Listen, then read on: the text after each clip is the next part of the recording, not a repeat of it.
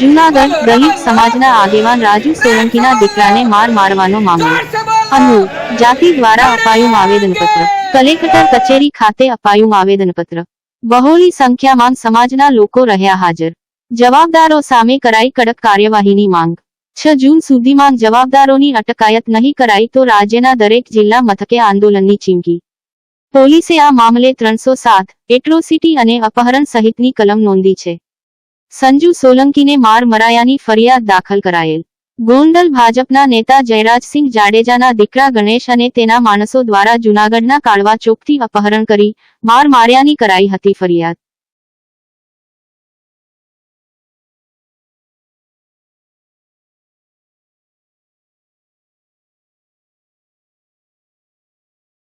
Car લઈને આવ્યા અને મારી પાસે બાઇક હોય તો હું કહું સાહેબ જરા ધ્યાન રાખો ને છોકરો મારો ભેગો હોય પડી જાય તો એવી બાબતમાં પણ એક રાખજો 2 મિનિટ 10 સેકન્ડનો વિડિયો આશીષ પાછો એવો ખોફનો માહોલ ઉભો કર્યો છે કે એની સામે કોઈ ફરિયાદ પણ દાખલ નથી કરતી રાજકોટ શહેરની અંદર ગ્રામ્ય વિસ્તારની અંદર તમારા મા બાપને આંગળીયામાં આવેદન પત્ર દેવા આવતા હવે હું નિયમ કાઢ્યા નવા 5 આવન 10 આવન 15 આવન એમાં શેની ફિક્સ છે આવેદન પત્ર દઈને અમે બે જાવ અમે મારું કઈ નંબર ઘેરે વે તો આવેદન પત્રમાં હું એ આગે કોઈ નથી જવું આવ્યો પડ્યો કેસ વાળા સાહેબ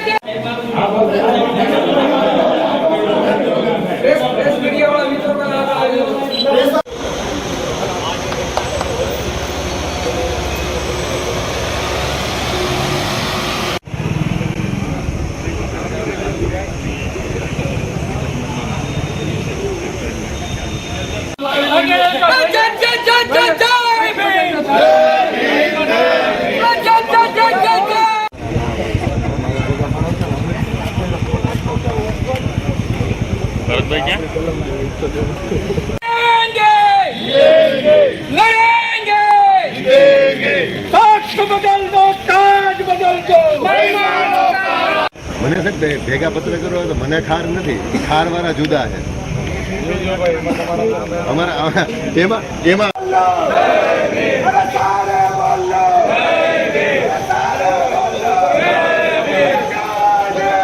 દલિત ઉપર અત્યાચાર બંધ કરો દલિત ઉપર અત્યાચાર બંધ કરો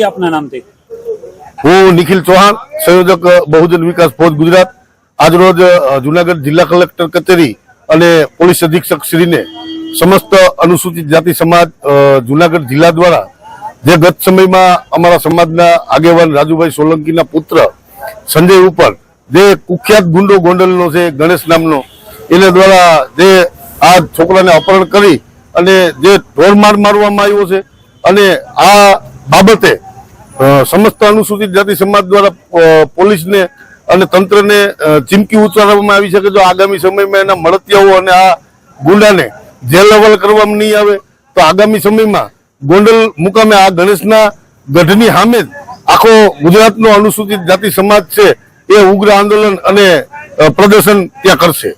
શું આવેદન આપ્યું? આજે અમે સમસ્ત અનુસૂચિત જાતિ સમાજ જૂનાગઢ જિલ્લા દ્વારા જૂનાગઢના નામદાર કલેક્ટર સાહેબ અને એસપી સાહેબને એક આવેદનપત્ર આપી ગઈ તારીખ 30ના રોજ અમારા જૂનાગઢ જિલ્લા અનુસૂચિત જાતિ સમાજના જિલ્લાના પ્રમુખ ભાઈ શ્રી રાજુભાઈ સોલંકીના પુત્ર સંજય સોલંકીનું ગોંડલના ધારાસભ્ય ગીતાબા અને જયરાજસિંહ જાડેજાના દીકરા ગણેશ જાડેજા દ્વારા અપહરણ કરી બેરહેમીપૂર્વક મારવામાં આવ્યો છે. આ બનાવની અંદર એ ડિવિઝન પોલીસે ગુનો દાખલ કરેલો છે. આજે અમે એસપી સાહેબ અને કલેક્ટર સાહેબને રૂબરૂ મળીને સમાજ દ્વારા એક રજૂઆત કરી છે કે ગોંડલની જે આ ગુંડા ગેંગ છે એ ગોંડલની ગુંડા ગેંગનો આંતક ગોંડલ તાલુકાની હદ વટોળી રાજકોટ જિલ્લાની હદ વટોળી અને છેક જુનાગઢ જિલ્લા સુધી પહોંચી ગયો છે, ત્યારે આ મૂળ એફઆઈઆરની અંદર ગુસ્સો કીટની કલમો પણ દાખલ કરવામાં આવે અને 120B કલમ પણ દાખલ કરવામાં આવે. અમે તંત્રને ગુરુવાર સુધીનો ટાઈમ આપ્યો છે. ગુરુવાર સુધીમાં આ કાર્યવાહી કરવામાં નહીં આવે તો ગુરુવારથી અમે સમસ્ત દલિત સમાજ, આખા ગુજરાતનો દલિત સમાજ આંદોલનાત્મક કાર્યક્રમો આપશે.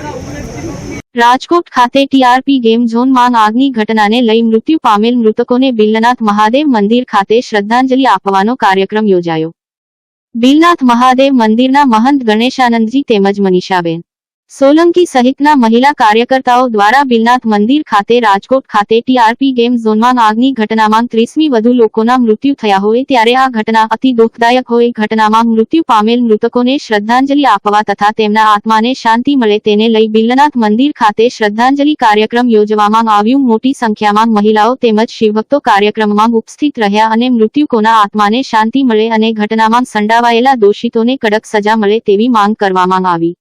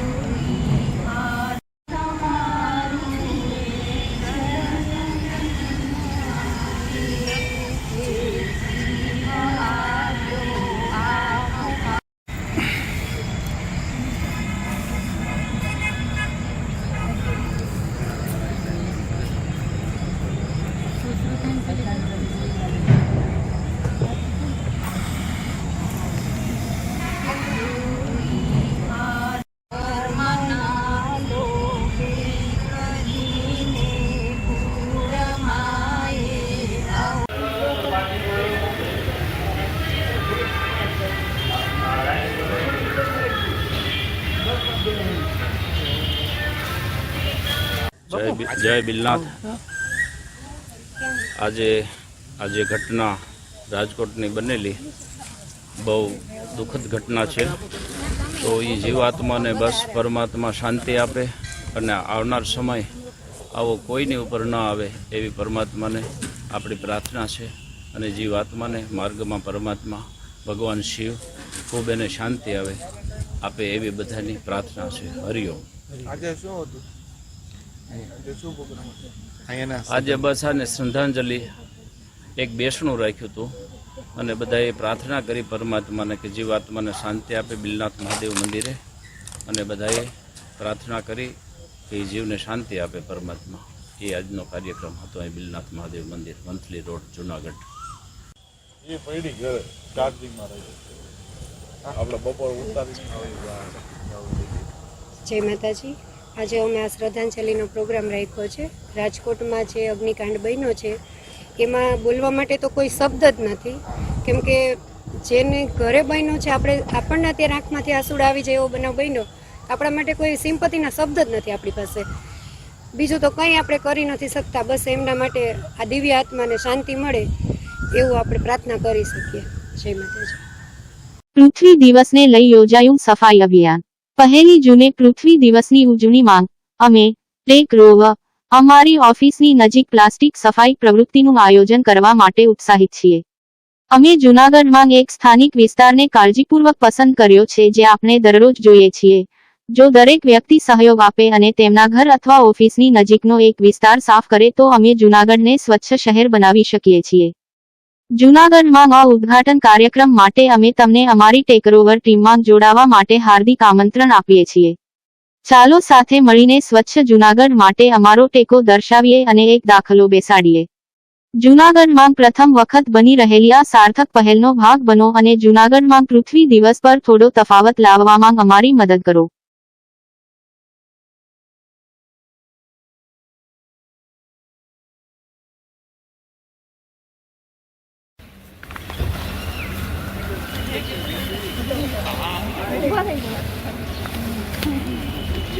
કોર્પોરેશનના કમિશનર સાહેબ છે એને આપ વિનંતી કરશો? હા, ચોક્કસ. કે અમને એક નમ્ર વિનંતી મ્યુનિસિપલ કોર્પોરેશનના જે કમિશનર છે એમને કે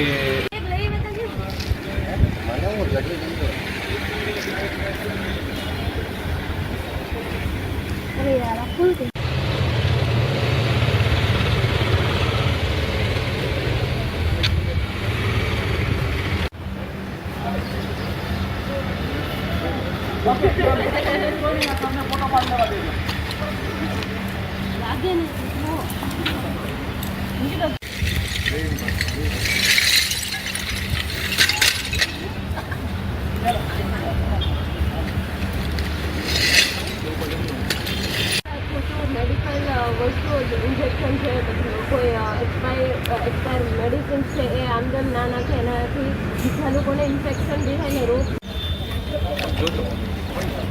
અરે ને સાહેબ બહુ મોટો દંડ છે.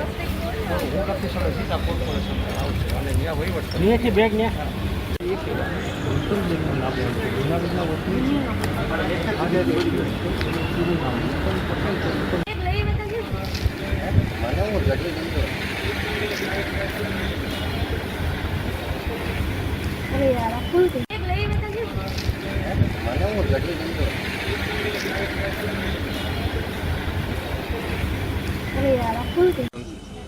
ઓકે, સો મારું નામ કશ્યપ પંડ્યા છે અને ટેકરોવર સોલ્યુશન્સ પ્રાઇવેટ લિમિટેડ કે જૂનાગઢની આઈટી સોફ્ટવેર કંપની છે, યુએસ બેઝ કંપની છે, ફર્સ્ટ કંપની.